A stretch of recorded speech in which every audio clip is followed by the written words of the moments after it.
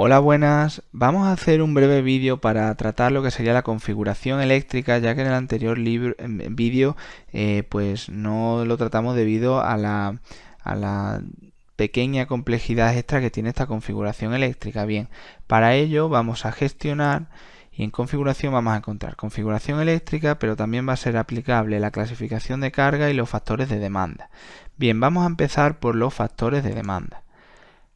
Los factores de demanda no va a ser más que la definición de cómo calcula Revit el factor de simultaneidad entre los circuitos para calcular pues las distintas potencias de los cuadros. Bien, por ejemplo, vamos a tener aquí para frío, vamos a ser un factor constante y un factor de demanda al 100%, es decir, el 100% de la carga del equipo pues se va a transmitir al cuadro.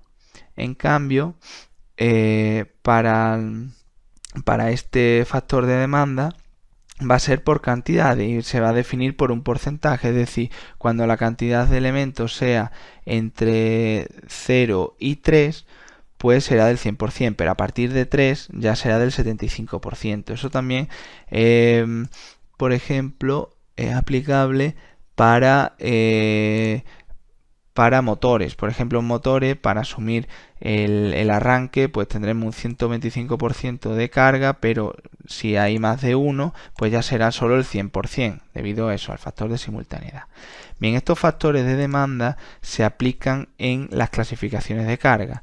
En función de la clasificación de carga, pues tendremos dos parámetros para cada clasificación de carga, que también podremos crear nuevos o duplicar existentes y cambiar nombre, etcétera.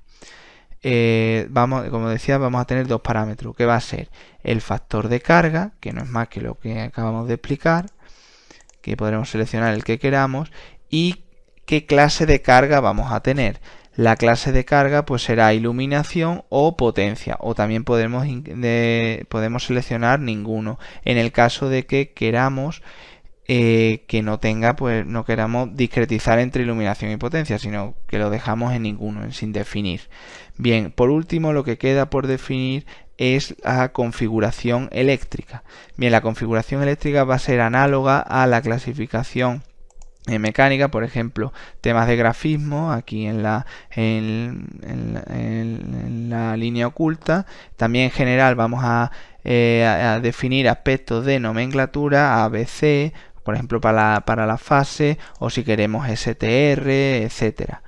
También las potencias de los circuitos, cómo se van a nombrar, etcétera.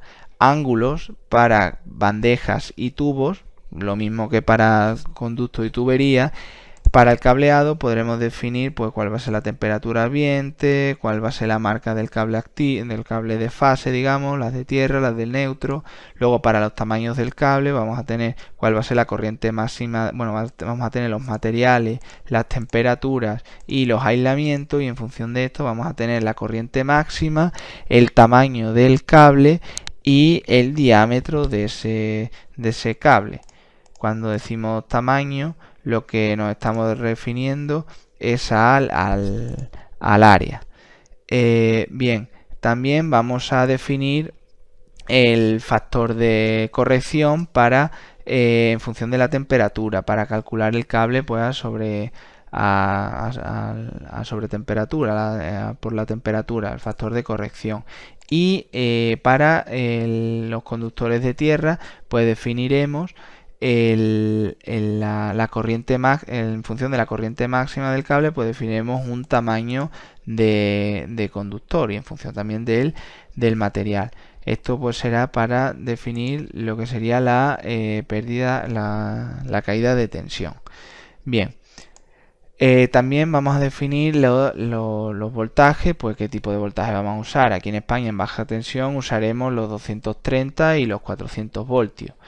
Y los sistemas de distribución, si es 230 voltios monofásico, 400 voltios trifásico, etcétera.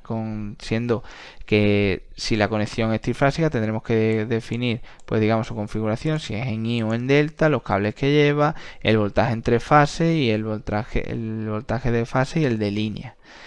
También, bueno, pues para configuración de de las bandejas de cable vamos a tener los temas de grafismo para, por ejemplo, el tamaño de las uniones, si es 1, etcétera. Para las subidas y bajadas, por ejemplo, que podemos definirle 0,5. Y las simbologías. Pero lo más importante es el tamaño. ¿Qué tamaño de bandeja nos vamos a encontrar? Si queremos uno nuevo, se lo añadimos. Y lo mismo de tubo. Por último, vamos a ver cómo Revit va a calcular las cargas en los cuadros, si va a ser por carga activa y reactiva o va a ser por aparente, por carga aparente. Y para las tablas de planificación de paneles, pues también podremos darle ciertas configuraciones. Las tablas de planificación de paneles no es más que para cada cuadro eléctrico que tengamos en el modelo al cual le conectaremos los distintos circuitos, pues veremos en una tabla de planificación en cada línea cada uno de los circuitos conectados a ese panel y con sus potencias calculadas en función de lo definido aquí anteriormente en el cálculo de cargas y también en función de los factores de demanda, o sea, es decir, de los factores de simultaneidad. Pues bien, con esto terminamos este vídeo donde hemos explicado lo que sería la configuración eléctrica.